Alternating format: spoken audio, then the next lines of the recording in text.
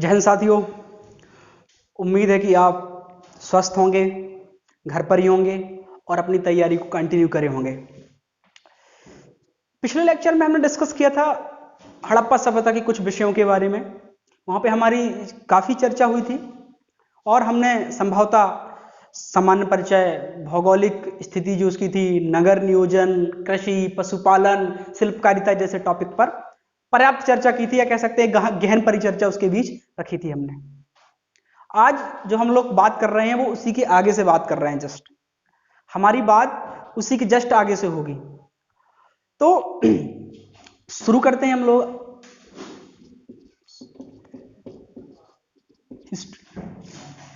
तो हमारा जो टॉपिक था उस समय का वो व्यापार के बारे में हमें डिस्कस करना था कि व्यापार कैसे था।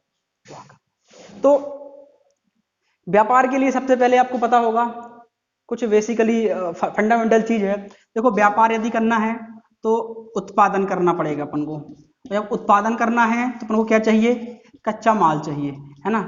कच्चा माल चाहिए। फिर इस कच्चे माल को क्या बदला जाएगा? एक प्रकार से उत्पाद में बदला जाएगा। फिर इस उत्पाद को ही हम क्या कर सकते हैं? निर्यात कर सकते हैं। जनरली तो यही प्रोसेस है।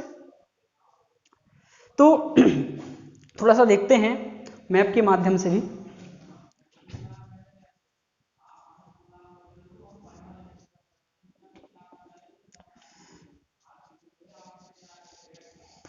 देखो, यहां पे हो गया राजस्थान, यहां पे हो गया अफगानिस्तान, ठीक है ना। यहां पे हो गया ईरान और यहां पे हो गया पूरा ये मध्य एशिया का क्षेत्र। यहीं पर ही एक सभ्यता और है जिसको नाम देंगे हम मेसोपोटामिया की सभ्यता, ठीक है। तो ये सारी चीजें हमारी यहां तक हैं। अब इसको समझो, हो क्या रहा था। आपको पता है कि जो सिंधु घाटी सभ्यता है, सिंधु घाटी सभ्यता एक व्यापार पर आधारित सभ्यता है। यदि यहाँ के नगर फल फूल रहे हैं तो उसका प्रमुख कारण था केवल व केवल व्यापार। कि यहाँ का जो व्यापार था वो कैसी अवस्था में था? एक उन्नत अवस्था में था। व्यापार यहाँ का उन्नत अवस्था में था। यही रीजन है कि ये लोग इतना ज्यादा डेवलप कर पाए। क्लियर? तो देखते हैं हम लोग। आपको पता है सिंधु घाटी सभ्यता में कृषि की प्रधानता नहीं थी। कृषि की प्रधानता नहीं थी।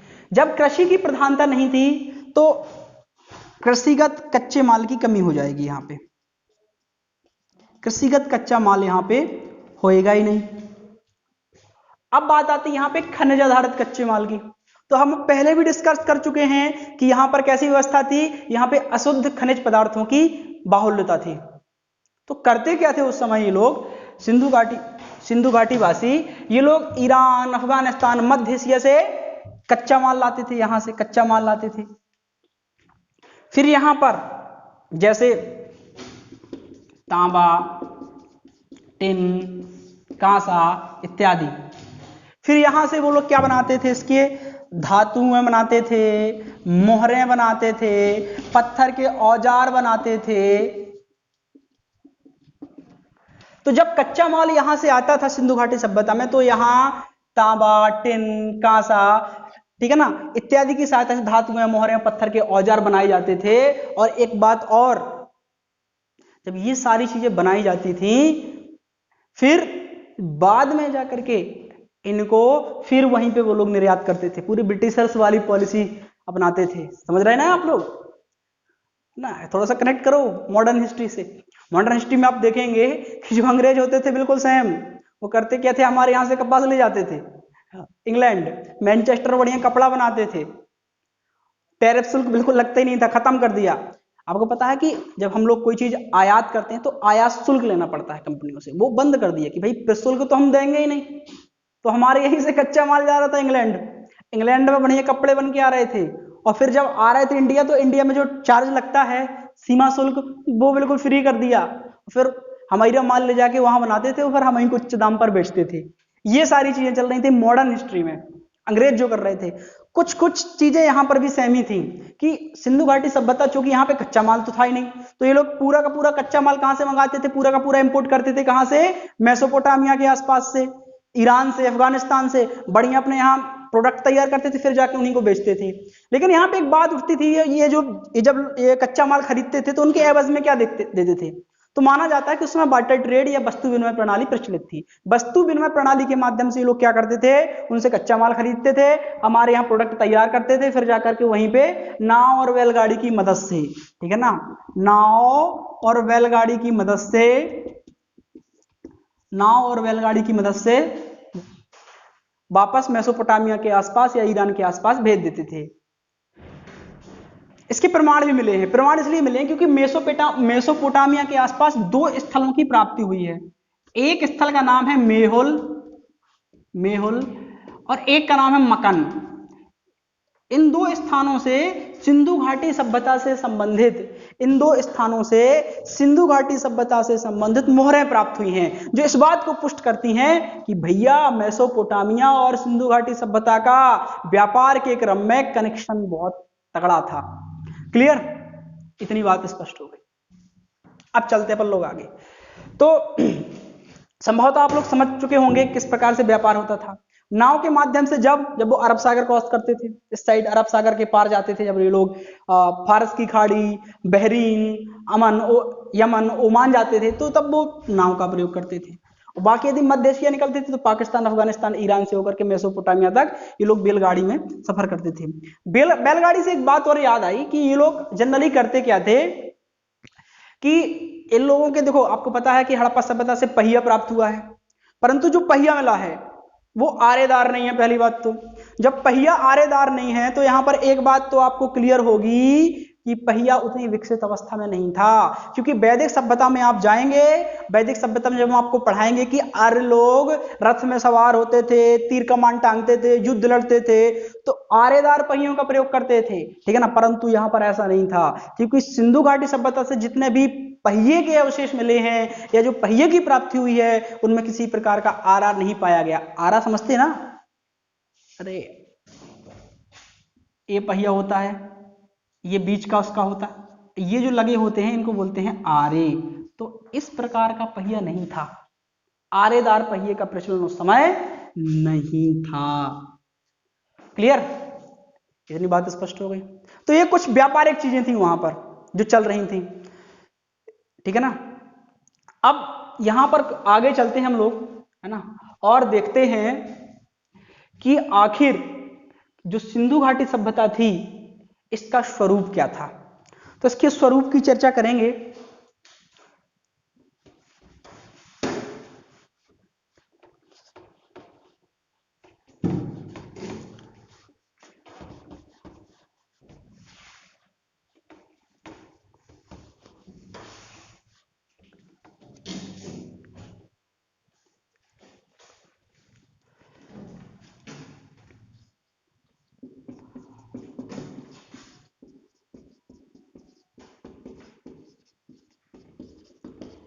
हड़प्पा सभ्यता का स्वरूप, ठीक है ना।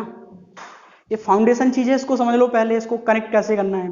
कुछ पॉइंट मैं आपको बता दे रहा हूं, ये पॉइंट हम लोग 4-5 टॉपिक में कॉमनली पढ़ेंगे। जैसे एक तो पढ़ेंगे हम लोग राजनीतिक स्वरूप, दूसरी चीज पढ़ेंगे हम लोग, वो पढ़ेंगे सामाजिक स्वरूप, जो तीसरी चीज हम लोग पढ़ेंगे वो पढ़ेंगे धार्मिक स्वरूप, चौथी चीज जो हम लोग पढ़ेंगे वो पढ़ेंगे आर्थिक स्वरूप, जो लास्ट पढ़ेंगे हम लोग पढ़ेंगे साहित्य, मनोरंजन, ठीक है ना। ये सारी की सारी चीजें हम लोग हड़प्पा सभ्यता के स्वरूप में भी पढ़ रहे हैं। यही चीज हम लोग वैदिक काल में भी पढ़ेंगे, उत्तर वैदिक काल में भी और महाजनपद काल में भी ना। चारों में सेम चीज पढ़नी है।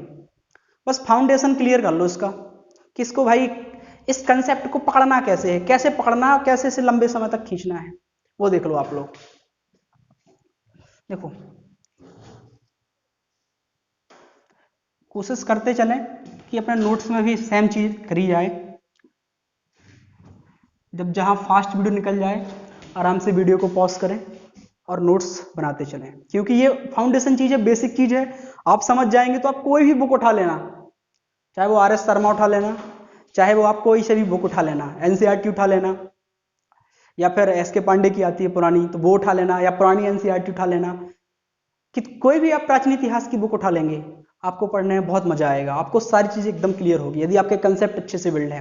तो ये एकदम फाउंडेशन चीज है, ये कंसेप्चुअल लेक्चर है पूरा का पूरा। मैं फैक्ट आपको बता सकता हूँ यहाँ पे, और फैक्ट यहाँ पे नहीं, वो तो जब क्लासरूम में पढ़ाता हूँ, जब ऑफलाइन पढ़ाता हूँ तो वहाँ पे सारी कंसेप्ट भी लिखते हैं और वहीं पे फैक्ट भी अलग से लिखाए जाते हैं, जो आपके वनडे एग्जाम में भी प्रॉपरली काम आएंगे, चाहे वो एमपी पुलिस हो, चाहे वो एमपी एसआई हो, या कोई भी वनडे एग्जाम हो। और एमपीपीएससी जो आपका कंसेप्ट है, ये एमपीपीएससी मेंस और प्री दोनों में काम आएगा, क्योंकि कई बार एमपीपीएससी प्री में ऐसे क्वेश्चन पूछे जाते हैं जिनका ना तो कोई जड़ होता, ना तो पत्ता होता, ना डाली होता। उसको हम लोग कंसेप्ट के माध्यम से कनेक्ट करके ही सॉल्व कर सकते हैं, क्योंकि सामान्यतः उस टॉपिक के बारे में हमें जानकारी नहीं होती, और जब हम किसी चीज को कनेक्ट करते हैं तो संभवतः हमारा जो आंसर होता है वो सही होता है। इसलिए फाउंडेशन बहुत जरूरी है। क्लियर? तो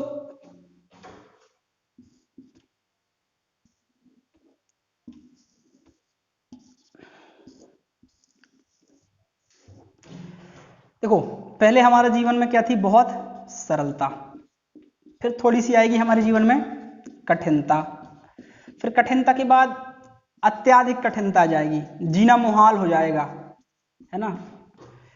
वो गाना नहीं आया था, आपने सुना होगा, जीना मुहाल हो गया, है ना। तो बिल्कुल उसी की तर्ज पर हमारा जीवन क्या हो जाएगा, अत्याधिक कठिन हो जाएगा, जीना मुहाल हो जाएगा। जब जीना मुहाल हो जाएगा तो फिर कोई तो आएगा, जैसे फिल्म में नायक आता है ना, नायिका को रिझाने के लिए नायक आता है, बस उसके आते ही जीवन एकदम सरल हो जाता है, ठीक है ना। तो उसी प्रकार कोई तो आएगा इसमें कि जो अत्याधिक कठिन जीवन है, लोग ठीक तरीके से जी नहीं पा रहे, उनके जीवन को सरल करने के लिए कोई तो भाव सागर से इस नाव को पार करने के लिए कोई तो आएगा, तो फिर जीवन हमारा कैसा हो जाएगा, सरल हो जाएगा फिर से, ठीक है ना। ये पूरी साइकिल ये चलती रहेगी। अब समझो इसको पूरा, एक कंसेप्ट समझ लो, सरलता, कठिनता, अत्याधिक कठिनता, फिर सरलता, ठीक है ना। तो सरलता के क्रम में एक बात समझो, सिंधु घाटी सभ्यता के लेते हैं एग्जांपल, पूरा देखो, पूरा एकदम सीक्वेंस से चल रहे हैं हम लोग। यहां पे लोग सरलता में पढ़ेंगे सिंधु घाटी सभ्यता, कठिनता में पढ़ेंगे हम लोग वैदिक काल, हल्की सी कठिनता आ गई थी, ज्यादा भी नहीं थी, और अत्याधिक कठिनता में पढ़ेंगे हम उत्तर वैदिक काल,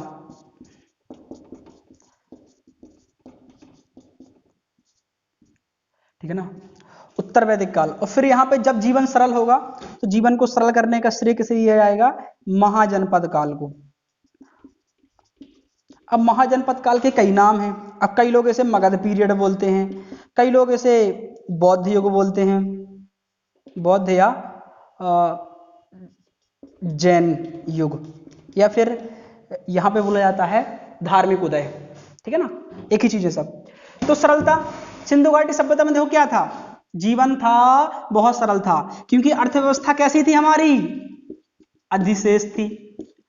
आप देखेंगे सिंधु घाटी सभ्यता से हमें क्या प्राप्त हुआ है, सिंधु घाटी सभ्यता से हमें विशाल अन्नागार प्राप्त हुए हैं, बहुत बहुत बड़े अनाज के कोठार प्राप्त हुए हैं। जब बहुत बड़े बड़े अनाज के कोठार प्राप्त हुए तो इसका मतलब क्या है, अरे इसका मतलब तो यही है कि उनके पास अनाज ज्यादा होता होगा, तब तो वो रखने के लिए कोठार बनाएंगे ना।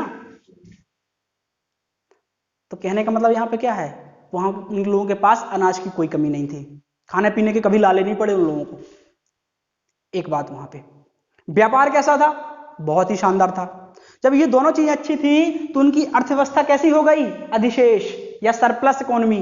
उन लोगों की जो इकोनॉमी थी वो सरप्लस इकोनॉमी थी। अब सरप्लस इकोनॉमी या अधिशेष इकोनॉमी क्या बोलती है, अरे इसका मतलब सीधे सीधे यही है कि ऐसी इकोनॉमी जिसमें हम आराम से जीवन निर्वाह कर सकते हैं।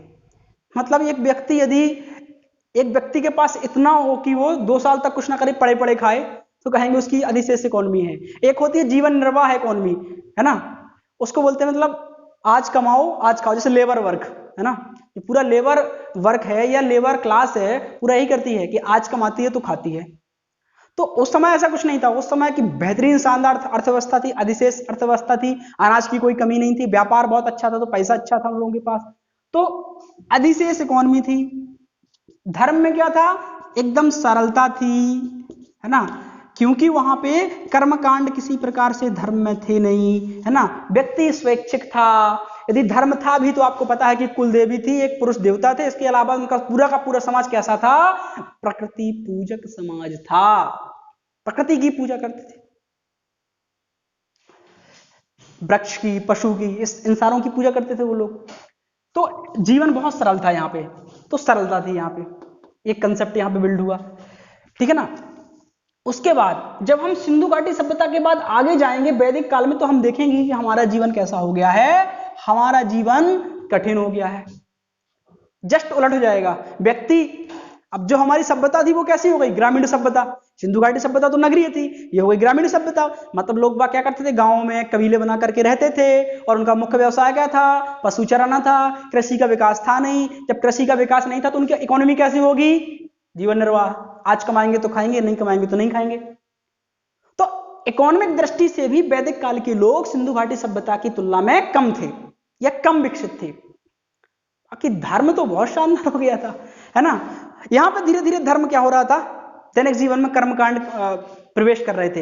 हालांकि इतने भी कर्मकांड नहीं थे या इतना भी मुश्किल दौर नहीं था कि व्यक्ति अपना जीवन ही न व्यतीत कर पाए, बेहतरीन तरीके से कर सकते थे, कोई दिक्कत नहीं थी।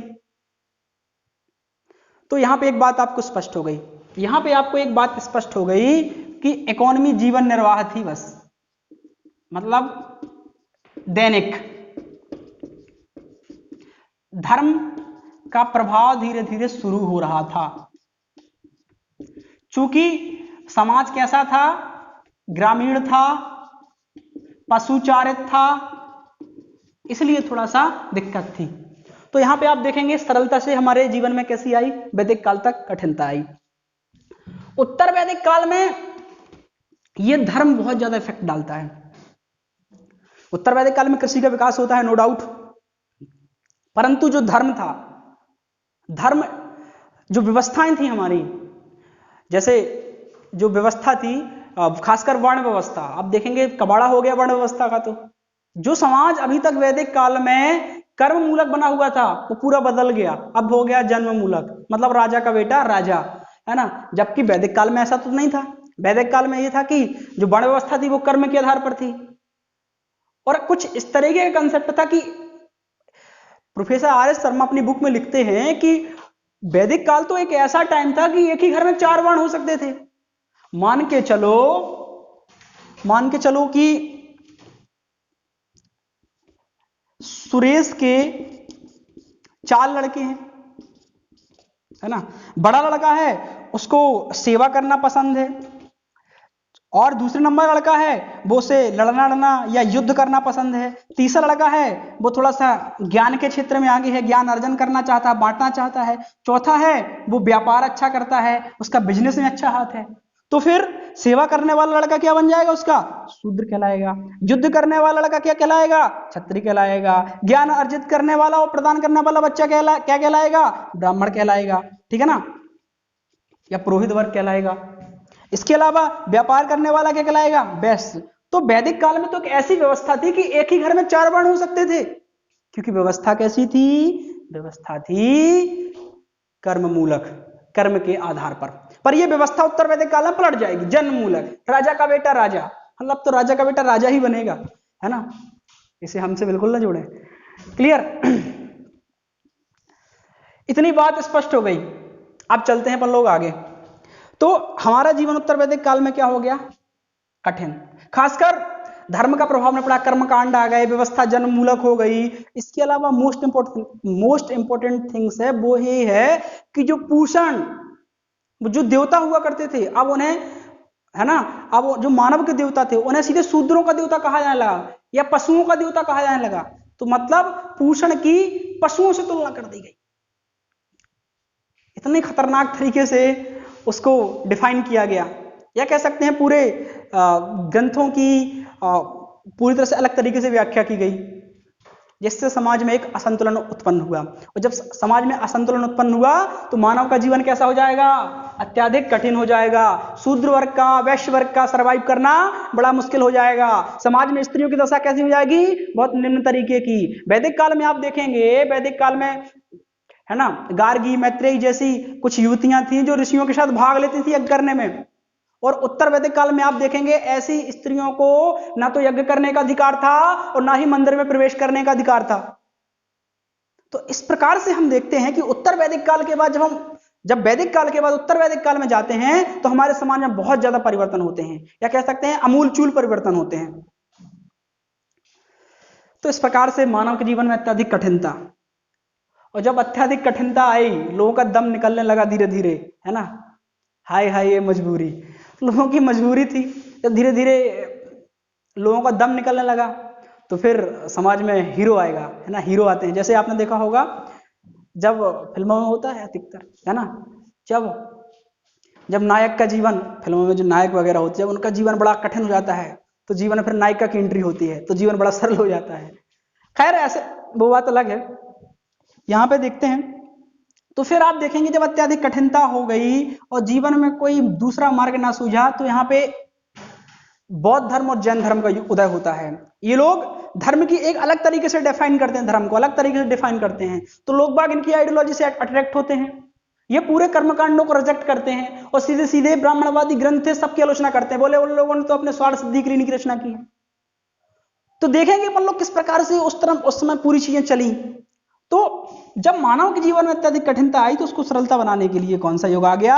महाजनपद काल आ गया, या बौद्ध युग आया, जैन युग आया। इन दोनों धर्मों की उत्पत्ति ने या उद्भव ने एक नवीन तरीके की धर्म को लेकर आइडियोलॉजी पेश करी, जिससे हमारे समाज के अनेक वर्ग इसकी आइडियोलॉजी की तरफ आकर्षित हुए और कई लोगों ने इनकी आइडियोलॉजी को स्वीकारा भी। तो अब जीवन हमारा पहले क्या था? अत्यधिक कठिन, फिर क्या हो गया? सरल। बस ये 4 कंसेप्ट याद रखना है: सरलता, कठिनता, अत्यधिक कठिनता, फिर सरलता। हमारा सिंधु घाटी सभ्यता क्लियर, वैदिक सभ्यता क्लियर, उत्तर वैदिक काल क्लियर और महाजनपद काल क्लियर। इन 4 पॉइंट्स के अंतर्गत क्लियर हो जाएगा। तो ये फाउंडेशन हो गया इसका। अब चलते हैं हम लोग हड़प्पा सभ्यता के स्वरूप में। ये तो हमने आपको फाउंडेशन बताया कि राजनीतिक स्वरूप क्या होगा हड़प्पा सभ्यता का, सामाजिक स्वरूप क्या होगा, धार्मिक स्वरूप क्या होगा, आर्थिक स्वरूप क्या होगा, साहित्य मनोरंजन क्या होगा। अब इसकी चर्चा करते हैं अपन लोग, ठीक है ना। तो ये जो फाउंडेशन है ये चारों टॉपिक्स पर लागू करेंगे अपन लोग, इसलिए हमने इसकी चर्चा पहले ही कर दी है। समझ लें आप लोग अच्छे से।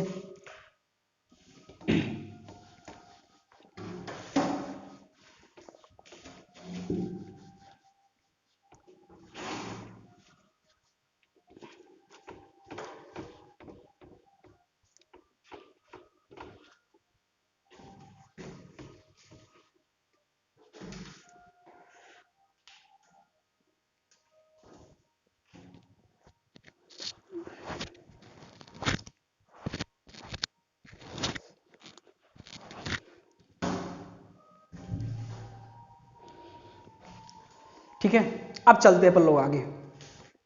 अब देखते हैं राजनीतिक स्वरूप।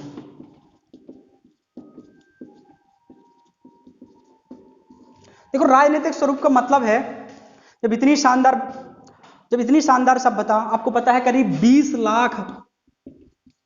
लाख वर्ग किलोमीटर में यह फैली थी और 600 साल तक चली कुल। जब इतनी शानदार सभ्यता थी तो इस सभ्यता के विकास में एक बात तो अनिवार्य है कि कोई सभ्यता इतने लंबे समय तक टिक ही नहीं सकती यदि उसमें क्या नहीं है, एक केंद्रीकृत शक्ति नहीं है, या उसमें एक राजनीतिक एक रूपता नहीं है, या इसमें कोई पॉलिटिकल स्टेबिलिटी नहीं है। यदि उसमें पॉलिटिकल स्टेबिलिटी नहीं है तो इतने लंबे समय तक कोई भी सभ्यता नहीं टिक सकती। तो पहला नंबर तो इस बात को मानना बहुत जरूरी थी कि यहां पे राजनीतिक एक रूपता थी, राजनीतिक व्यवस्था थी। अब कुछ पॉइंट्स पर जाते हैं। जब राजनीतिक व्यवस्था थी तो उसमें देखते थे शासन किसका था, ठीक है ना। एक तरफ तो राजा, ठीक है ना। तो राजा के केस में देखो राजा का काम क्या होता था? लड़ाई करना, युद्ध करना, युद्ध करके जीतना, अपने साम्राज्य का विस्तार करना। राजा का प्रमुख कार्य था प्रजा की रक्षा करना। लेकिन सिंधु घाटी सभ्यता से जितने भी हमें अवशेष मिले हैं, जितने भी हमें उपकरण मिले हैं, जितनी भी चीजें हमें प्राप्त हुई हैं, इसमें एक बात ध्यान रखना बहुत आवश्यक है कि हमें ना तो कोई अस्त्र प्राप्त हुए हैं ना तो कोई शस्त्र प्राप्त हुए हैं। जब अस्त्र और शस्त्र हमें प्राप्त ही नहीं हुए तो हम कैसे कह दें भैया यहां पे राजा का शासन था? बिल्कुल नहीं कह सकते। दूसरी बात यहां पर समझना यह जरूरी है कि फिर किसका शासन था? फिर राजा नहीं तो फिर कौन? तो कई लोग बोलते पुरोहित बोलते हैं कि पुरोहित वर्ग का शासन था। पुरोहित वर्ग बोलने के पीछे कुछ वजह देते हैं। अच्छा, आपको पता है हमने स्नानागार के बारे में पढ़ाया था। हमने बताया था कि स्नानागार जो होता था उसमें विशेष अवसरों पर जब उनकी धार्मिक पूजा होती थी तो वहां पे शाही स्नान होता था। वहां पे हमने आपको बताया होगा पिछले लेक्चर में, देख लेना आप लोग, कि एक बहुत ही स्नानागार, बहुत बड़ा स्नानागार बनाया गया था। दोनों तरफ से उसके लिए उतरने के लिए सीढ़ी थी, पक्की सतह थी, है ना, और इसमें शाही स्नान होता था। बगल में कुआं था, कुएं के होज के माध्यम से उसमें पानी डाला जाता था। वो पक्की नालियों से जाकर के सड़क तक जुड़े होते थे, उनका पानी पूरी सड़क में कनेक्ट होता था। ये सारी चीजें हमने पिछले बताई हैं पिछले लेक्चर में।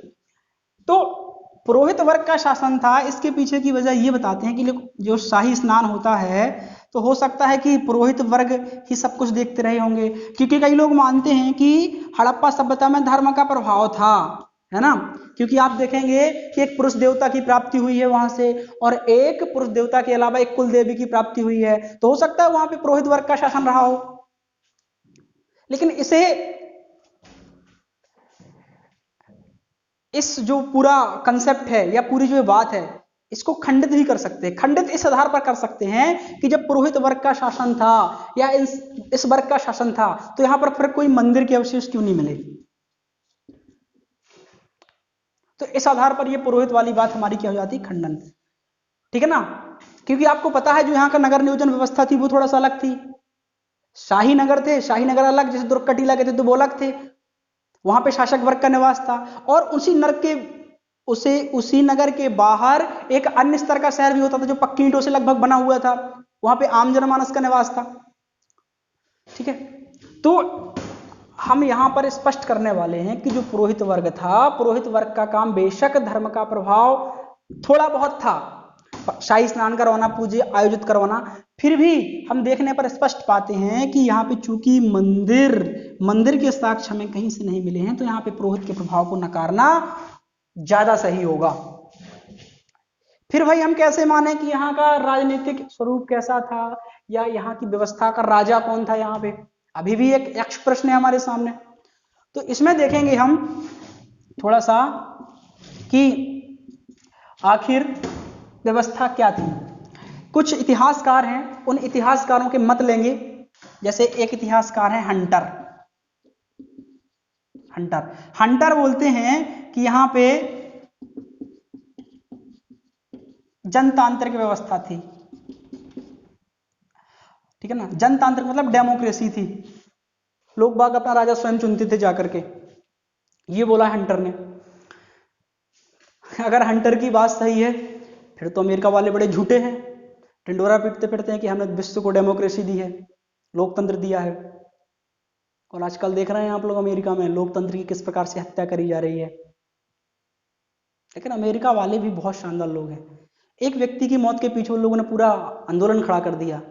हमारे यहाँ तो कोई सुनता भी नहीं, हमारे यहाँ क्योंकि उसको लोकतंत्र की वैल्यूज पता नहीं है, लोकतंत्र के मूल्य पता नहीं है, इसलिए हमारे यहाँ थोड़ा सा, जबकि वहां पे लाखों लोग इस कोरोना पेंडेमिक से मर चुके हैं तब कोई नहीं आया, और एक व्यक्ति खासकर अश्वेत रेसिज्म की जो घटना हुई, तो लोकतंत्र मतलब है सबको बराबर के अधिकार। जब इस प्रकार की घटनाएं अश्वेतों के खिलाफ होती हैं तो कहीं ना कहीं ये लोकतंत्र का जो कई लोग ढिंडोरा पीटते हैं उसका खंडन करती हैं। ठीक है, खैर जो भी है, रेसिज्म आज भी है, चाहे वो जहां देखो आप, विश्व के हर एक जगह पे। हालांकि लोग बाग मॉडर्न होने का कितना भी दावा करें कि भाई हमारे यहाँ से रेसिज्म खत्म हो गया, नस्लभेदी खत्म हो गई, पर वो आज भी कहीं ना कहीं है ना। कई बार हम लोग भी इनडायरेक्टली रूप से किसी को भी उसके रंग पर टिप्पणी कर देते तो तब भी वो क्या है, भले हम उसे प्यार से बोलते हैं, पर कई व्यक्ति उसे जब दिल पर ले जाते हैं तो उसे रेसिज्म ही कहा जाना उपयुक्त है। कई जगह पे ऐसा होता है। ठीक है, तो रेसिज्म हमारे समाज का एक अभिन्न हिस्सा है। ठीक है ना, आए दिन इस तरह की घटनाएं हमें देखने को मिलती हैं। खैर अमेरिका का जो ढकोसलापना है, जो अमेरिका जो डेमोक्रेसी का ढकोसला है, उसको किसी दिन और डिस्कस करेंगे अलग से। अपना टॉपिक पर आते हैं। तो हंटर साहब बोलते जनतांत्रिक व्यवस्था थी, पॉसिबल नहीं है, साक्ष्य भी इसकी बहुत कम है, मत है एक प्रकार से इनका।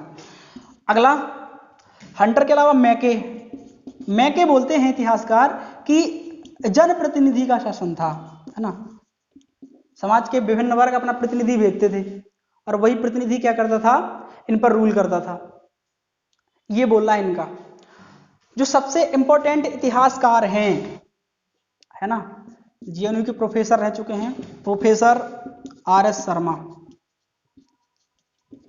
Professor RS. Sharma, professor RS. Sharma बोलते हैं साहब, चूंकि यहां पर जो सिंधु घाटी सभ्यता थी वो पूरी की पूरी व्यापार पर आधारित थी, व्यापारी वर्ग बड़ा मजबूत था, तो क्यों ना हो सकता हो, क्यों ना हो सकता हो कि यहाँ की शासन की चाबी व्यापारी वर्ग के हाथ में रही हो या वणिक वर्ग के हाथ में रही हो। तो याद रखिएगा, आर.एस. शर्मा ने अपनी थ्योरीज में, अपनी बुक में या अपने पूरी हिस्ट्री में उन्होंने सिंधु घाटी सभ्यता में जो राजनीतिक एक रूपता की बात करी है उसमें व्यापारी वर्ग को प्रमुखता दी है। उन्होंने बोला है कि यहाँ का जो शासक वर्ग था वो एक व्यापारी वर्ग था, वो एक वणिक वर्ग था।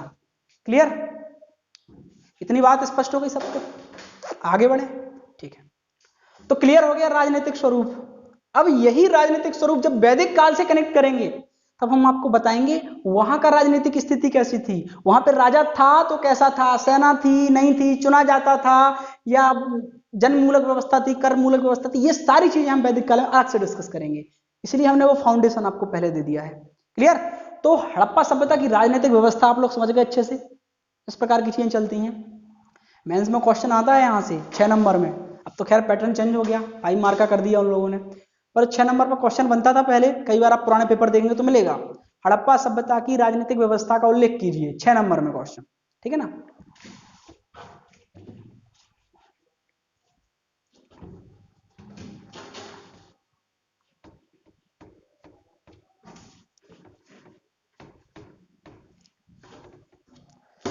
क्लियर, अब चलते हैं अपन लोग आगे, अब देखते हैं सामाजिक स्वरूप।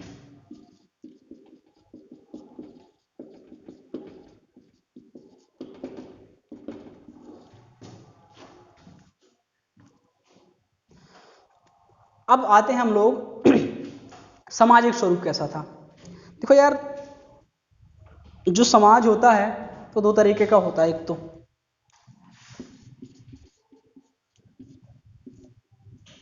ठीक है ना, जो समाज होता है वो दो तरीके का होता है। एक तो समाज होता है मात्र सत्तात्मक, एक होता है पितृ सत्तात्मक, और एक और यदि हम बोल दें, ठीक है ना, एक और यदि हम बोल दें, वो बोल दें समता मूलक समाज, तो आपको आश्चर्य नहीं होना चाहिए, समझो इस बात को। देखो, मात्र सत्तात्मक मतलब घर की चाबी मम्मियों के पास हो, घर में मम्मियों का बोलबाला हो, उसको बोलते हैं हम लोग मात्र सत्तात्मक समाज। सीधे सीधे जब समाज में या हमारे घर में मम्मी प्रभावी होती हैं तो उसे मात्र सत्तात्मक या माता जी के पास ज्यादा शक्तियां होती हैं, मतलब जो सत्ता की चाबी है माता जी के पास है तो मात्र सत्तात्मक, यदि पिताजी के पास है तो पितृ सत्तात्मक। और कई घर ऐसे भी होते हैं जहां पे इन दोनों में आपसी समन्वय होता है, मम्मी पिताजी से सलाह मशवरा करते हैं हर एक काम में और पिताजी मम्मी से मशवरा करते हैं हर एक काम के लिए, तो उसे बोलेंगे समता मूलक समाज, मतलब दोनों को समानता का अधिकार है अपनी बात रखने का, बात मनवाने का, ठीक है ना। तो हड़प्पा सभ्यता में वैसे तो मात्र सत्तात्मक समाज की पुष्टि होती है, परंतु कहीं कहीं पर इसमें समता मूलक समाज के लक्षण भी उजागर होते हैं। अब मात्र सत्तात्मक कैसे, मात्र सत्तात्मक ऐसे कि कुल देवी इनकी कौन थी, माता ही रही होंगी, पूजा ये लोग किसकी करते थे, पृथ्वी को देवी के रूप में मान के करते थे, तो माता जी का उल्लेख ज्यादा से मिला है, इसलिए समस्त इतिहासकार बोलते हैं कि हो सकता हो यहाँ का समाज मात्र सत्तात्मक रहा हो। ठीक है, तो हमने जाना कि समाज कैसा था यहाँ का, तो समाज हमारा यहाँ का था मात्र सत्तात्मक। अब जानते हैं कि समाज के अलावा यहां पे वर्ण व्यवस्था कैसी थी। वर्ण व्यवस्था थी, बिल्कुल थी, परंतु इसका कोई उल्लेख नहीं थी कि कर्म पर आधारित थी कि जन्म पर आधारित थी। परंतु जो 4 वर्ग बताए गए हैं, है ना, उन 4 वर्ग थे यहाँ पे, है ना। यहाँ पे एक पुरोहित वर्ग था, दूसरा यहाँ पे योद्धा वर्ग था जो लड़ाई झगड़ा करते थे, तीसरा वैश्य वर्ग था यहाँ पे, या व्यापारी वर्ग था, और चौथा यहाँ पर सेवक वर्ग भी था, जिसे हम लोग शूद्र की संज्ञा भी दे देते हैं। ठीक है ना, तो चारों वर्ग यहाँ पर भी थे, परंतु बाध्यता नहीं थी, सामाजिक टकराव बिल्कुल नहीं था। ठीक है, अब देखते हैं थोड़ा सा स्त्रियों के बारे में। स्त्रियों की दशा, है ना, तो यहां पर जो स्त्रियों की दशा थी, ठीक है ना, वो बहुत शानदार थी, है ना। स्त्रियों को, चूंकि मात्र सत्तात्मक सत्ता थी, तो स्त्रियों की दशा बहुत अच्छी थी, शिक्षा का अधिकार था उन्हें, ठीक है ना, शिक्षा का अधिकार था, और भी समस्त प्रकार के अधिकार उनको प्राप्त थे। मतलब स्त्रियों की दशा वैदिक काल की तुलना में बहुत अच्छी थी, बहुत शानदार थी। इसके बाद हमारा जो समाज था वहां का, वो उपयोगितावादी समाज था। उपयोगितावादी समाज था। उपयोगितावादी समाज का मतलब क्या है? उपयोगितावादी समाज का मतलब है कि ऐसा समाज, है ना, जो उपयोगिता पर ज्यादा जोर देता हो, अनावश्यक बातों पर फिजूल खर्ची के पुरजोर विरोधी हो, उसे बोलते हैं उपयोगितावादी समाज। यहां का समाज जो था वो दिखावे में बिल्कुल विश्वास नहीं रखता था। लेकिन अपवाद भी है भैया इसके कुछ। आप चहुंदड़ो जाएंगे, मोहनजोदड़ो के एकदम 100 किलोमीटर दक्षिण में, साउथ में चहुंदड़ो पड़ता है, उसके बारे में अलग से पढ़ाएंगे।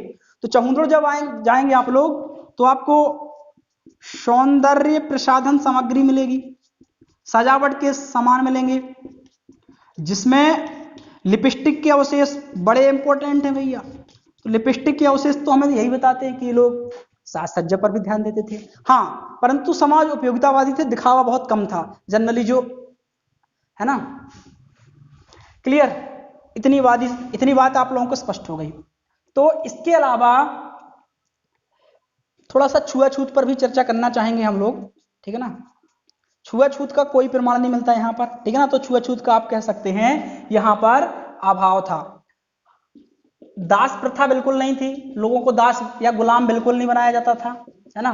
परंतु कई जगह पे साक्ष्य मिलते थे कि जो व्यापारी वर्ग था, जो पुरोहित वर्ग था, वो दास रखते थे, परंतु दासों के साथ व्यवहार अच्छा किया जाता था। ये बात बिल्कुल स्पष्ट है ना। दासों के साथ बहुत शानदार तरीके से पेश आया जाता था।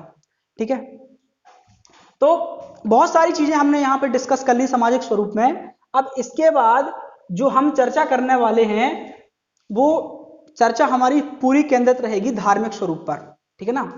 एक बार और जल्दी से रिपीट कर लें सामाजिक व्यवस्था को या सामाजिक स्वरूप को। देखो, समाज कैसा था, समाज यहाँ का समाज था मात्र सत्तात्मक। वर्ण व्यवस्था कैसी थी? वर्ण व्यवस्था थी, परंतु ना तो जन्ममूलक थी ना कर्ममूलक थी। समाज 4 वर्गों में बटा था, पुरोहित वर्ग था, योद्धा वर्ग था, वैश्य वर्ग था, सेवक वर्ग था, ठीक है ना। इसके अलावा स्त्रियों की दशा बहुत अच्छी थी, शिक्षा सभी को प्राप्त करने का अधिकार था।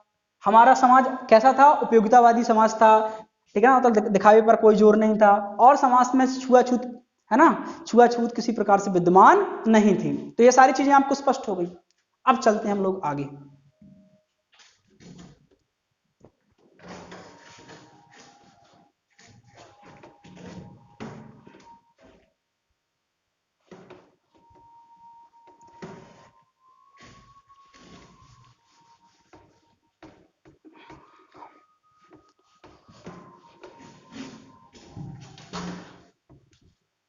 चलो अब चलते हैं आगे।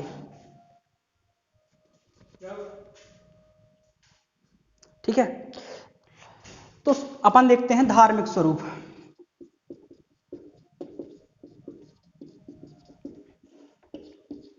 तो तो हड़प्पा सभ्यता से धार्मिक स्वरूप के ज्यादा साक्ष्य तो नहीं मिले हमें, है ना। परंतु आपको पता है कि यहां पर एक मोहर प्राप्त हुई है, एक मोहर प्राप्त हुई है। मोहर में एक पृथ्वी या धरती की एक प्रतिमा उसमें उकेरी गई है ना। संभवतः उसको देखने पर ऐसा प्रतीत होता है कि जो हड़प्पा वासी थे वो धरती को उर्वरता की देवी या उपजाऊपन की देवी के रूप में स्वीकार करते रहे हों, या उसकी उपजाऊपन की देवी के रूप में उसकी पूजा करते रहे हों, उससे यह भी प्रतीत होता है। इसके बाद यदि हम देखें तो जो मोहर मिली है, कई लोग, कई इतिहासकार उसकी तुलना, चूंकि देखो मेसोपोटामिया में क्या होता था, मेसोपोटामिया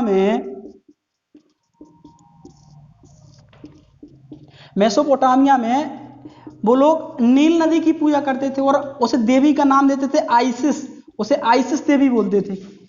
तो जिस प्रकार से मेसोपोटामिया के लोग नील नदी को आइसिस देवी के समान पूजते थे, उसी प्रकार सिंधु घाटी सभ्यता या हड़प्पा सभ्यता के जो लोग थे, वो लोग उन मोहर पर जो पृथ्वी का चित्र उकेरा गया है उससे यही प्रतीत होता है कि हो सकता हो कि सिंधु घाटी वासी धरती को उर्वरता की देवी के रूप में मानते रहे हों या उपजाऊपन की देवी के रूप में स्वीकारते रहे हों।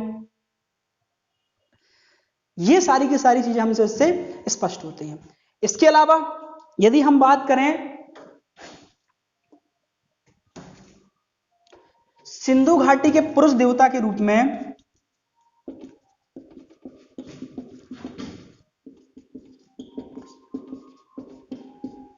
ठीक है ना, तो हुआ क्या है, एक मूर्ति प्राप्त हुई है वहां से, एक मूर्ति या एक अवशेष प्राप्त हुआ है।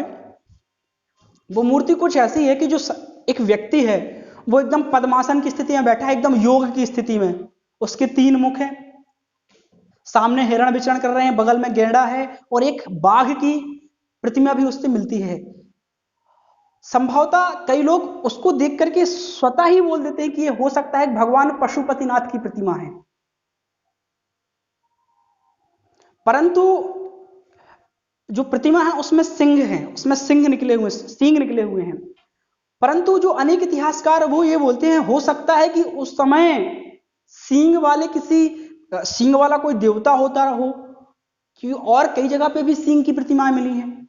तो इस आधार पर कई इतिहासकार हैं, यहाँ पे 2 धड़ों में बटे हुए हैं। कई लोग बोलते हैं कि वो भगवान पशुपतिनाथ की प्रतिमा है और लोग बाग पशुपतिनाथ की प्रतिमा करते हैं। वही दूसरी ओर तो दूसरा इतिहासकारों का खेमा है, वो इस बात पर जोर देता है कि उस समय इस तरीके की पूजा आम थी, इस तरह के और भी अन्य अवशेष प्राप्त हुए हैं।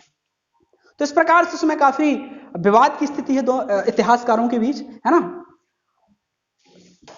इसके अलावा एक और चीज है इसमें, वहां पे वृक्षों और पशुओं की पूजा भी प्रचलित थी, ठीक है ना। वृक्षों में आपने देखा कि वहां पर एक मोहर मिली है, मोहर में पीपल के वृक्ष में या पीपल की डालियों, वृक्षों को और डालियों को एक साथ दिखाया गया है, जिससे यही स्पष्ट होता है कि वहां का समाज वृक्षों की भी पूजा करता था। और वर्तमान हिंदू धर्म में देखें तो भी पीपल की पूजा की जाती है। तो यहाँ पे एक बात तो सही मिलती है कि उस समय की बात और वर्तमान समय में यदि जोड़ें तो एक बात बिल्कुल सेम है कि प्रकृति पूजक समाज जब भी था और अब भी है। उस समय वृक्षों में पीपल की पूजा की जाती थी, है ना, और इसका उल्लेख वहां की मोहरों में मिला है। इसके अलावा यदि हम पशुओं की बात करें तो पशुओं में, ठीक है ना, यदि हम पशुओं की बात करें तो उस समय पशु पूजा का भी प्रचलन था। पशु पूजा का भी प्रचलन, जैसे वर्तमान में भी कई प्रकार के पशुओं को शुभ माना जाता, उस समय भी। लेकिन उस समय जो पशु माना जाता, प्रमुख हुआ जाता गेड़ा को कई मोहरों पर अंकित किया गया है। और गेड़े के साथ साथ एक कुवड़ वाला सांड भी, जो कुवड़ वाला सांड है उसकी प्रतिमा भी कई मोहरों पर मिली है। और आज भी हिंदू जनश्रुतियों के अनुसार जब भी हमें ऐसा सांड मिलता है जैसे कुवड़, या अपन लोग क्षेत्रीय भाषा में जटा भी बोलते, वो निकली रहती सांड की, तो अपन लोग बोलते कि ये हो सकता है भगवान शंकर जी का नादिया है कोई, तो अपन लोग उसको निकलने की जगह देते हैं और उसकी पूजा भी करते हैं लोग बाग। तो ये जो कंट्रोडक्शन मिलता है वो उस समय भी था और आज भी है। तो इस प्रकार से हम देखते हैं कि सिंधु घाटी सभ्यता में धार्मिक स्वरूप कैसा था। इसके बाद जो हमारा टॉपिक होने वाला है वो है आर्थिक स्वरूप,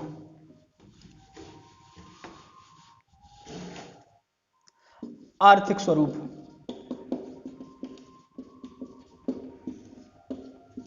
ठीक है ना, क्लियर। तो आर्थिक स्वरूप की चर्चा कल की जाएगी। तो हमने हड़प्पा सभ्यता का स्वरूप पढ़ा, तो हम लोग पहुंच चुके हैं धार्मिक स्वरूप तक। आर्थिक स्वरूप की चर्चा अपनी होगी कल, है ना, और कल संभवतः पार्ट 3 में, है ना, ये सारी की सारी चीजें स्पष्ट कर दी जाएंगी और पूरा का पूरा टॉपिक ये खत्म कर दिया जाएगा। फिर एक नया चैप्टर उठाएंगे वैदिक काल से रिलेटेड, वैदिक उत्तर वैदिक काल को कंबाइन करके पढ़ा देंगे। तो आपका ये पूरा आपका जो हमने फंडामेंटल फाउंडेशन पढ़ाया है, जो बताया कि इतिहास को कैसे कनेक्ट करके पढ़ना है, वो हमारा उद्देश्य पूरा हो जाएगा। तो हमसे जुड़े रहें निष्कर्ष एकेडमी के साथ। हमारे चैनल को लाइक, सब्सक्राइब और अपने दोस्तों के साथ शेयर करें और अपने बहुमूल्य कमेंट प्रदान करें। जो जहां से भी क्वेश्चन हो इतिहास रिलेटेड या कोई भी विषय संबंधित, कहीं से भी आप लोग क्वेश्चन पूछ सकते हैं। आपके प्रश्नों का सदैव स्वागत रहेगा। जय हिंद, धन्यवाद। घर में रहिए, सुरक्षित रहिए।